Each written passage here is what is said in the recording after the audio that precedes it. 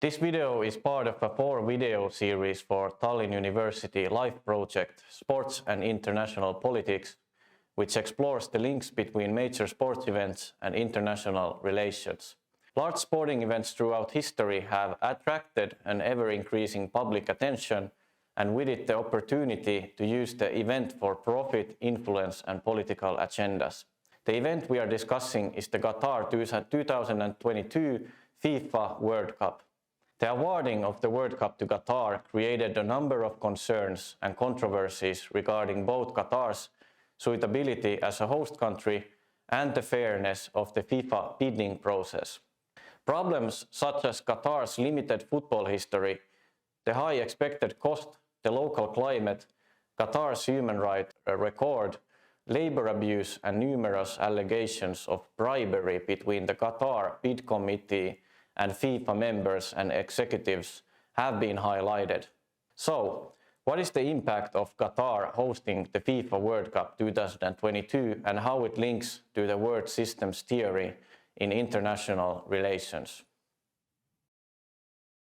In international relations, theories are something that can be used to make sense of the world by looking at it from different perspectives, or so-called lenses, which allow us to simplify our image of the complex world. One of these theories is called world systems theory, which was first articulated by Immanuel Wallerstein in 1974.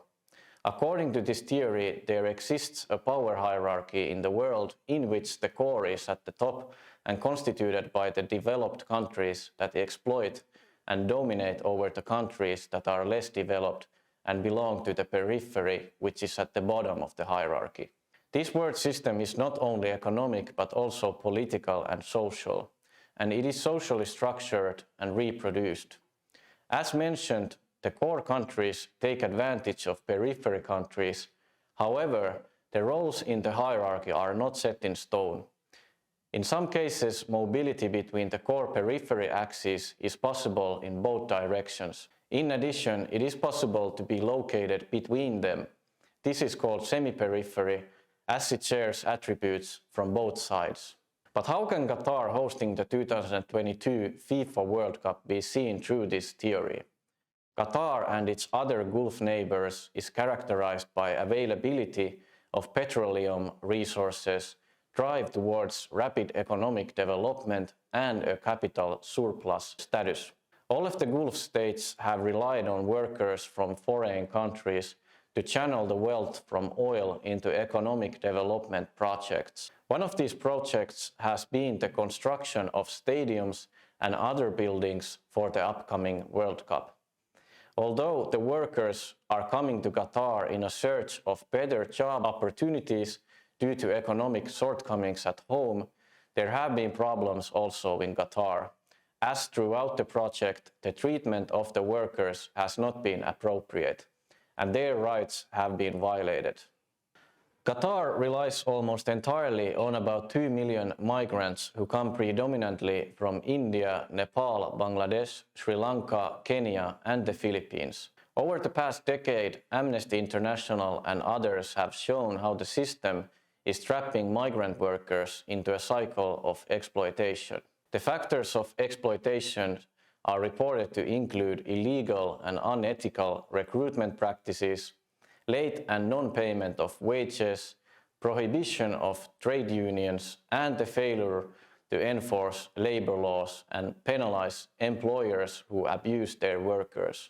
Before we apply the world systems theory to our research, we need to understand the history of Qatar and its economic development. Before the emergence of petrol-based industry, Qatar was a poor, pearl-dividing country. The exploration of oil and gas fields began in 1939. In 1973, revenues from oil production increased drastically, and Qatar moved from being one of the poorest countries in the world to one of the richest. In 1970, its GDP per capita was just around $2,000. But in 2019, it was already at 62,000. Comparing the GDP per capita with countries the workers in Qatar are mostly from Nepal, Bangladesh, Pakistan, India, Sri Lanka, we can really see a trend here. Looking at Qatar's history as a poor country and later a rich nation with huge oil reserves, the development has been rapid and a large number of its workers come from countries that are less developed.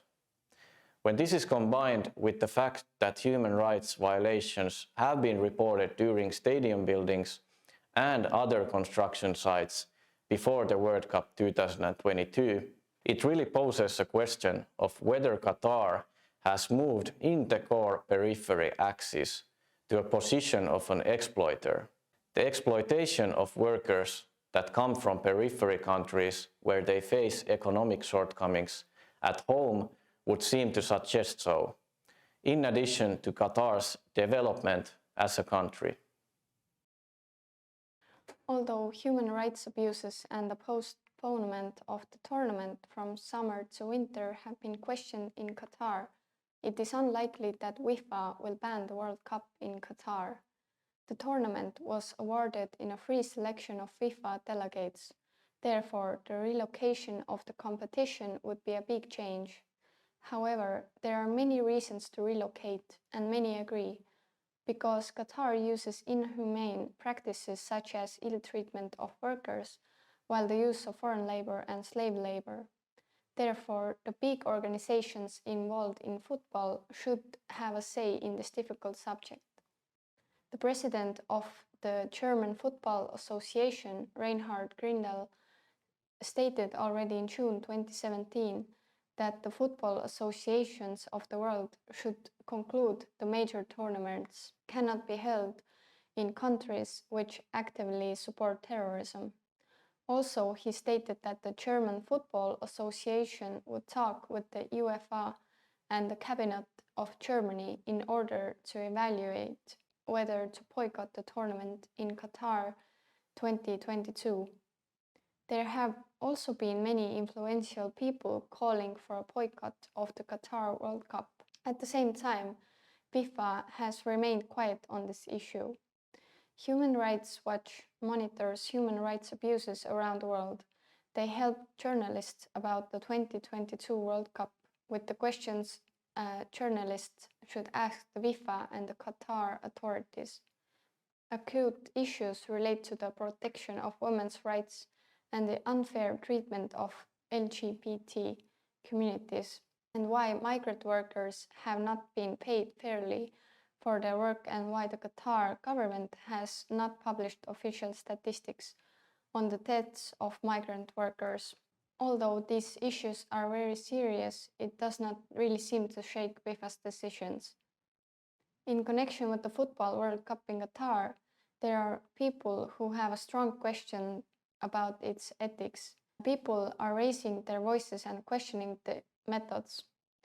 Is there room for hosts who cannot legally guarantee the safety and respect of LGBT people, as homosexuality is illegal in Qatar? FIFA's response to the controversies and questions has been to embrace its responsibility to respect human rights across its operations and relationships. FIFA recognizes its obligation to uphold the inherent dignity and equal rights of everyone affected by its activities. The responsibility is enshrined in Article 3 of the FIFA Status, which states that FIFA is committed to respecting all internationally recognized human rights and shall strive to promote the protection of these rights. FIFA's human rights policy elaborates on this statutory commitment and outlines FIFA's approach to its implementation in accordance with the UN Guiding Principle on Business and Human Rights. Since 2016, FIFA has built a strategic program to embed respect of human rights across the organization's operations and relationships. This program includes integrating human rights requirements into bidding processes for competition and as a factor in subsequent selection of the hosts. developing event-specific human rights risk assessments and risk mitigation strategies covering salient topics such as labor rights, anti-discrimination, press freedom, and freedom of expression. Today, we know that the 2022 Football Championship will take place in Qatar.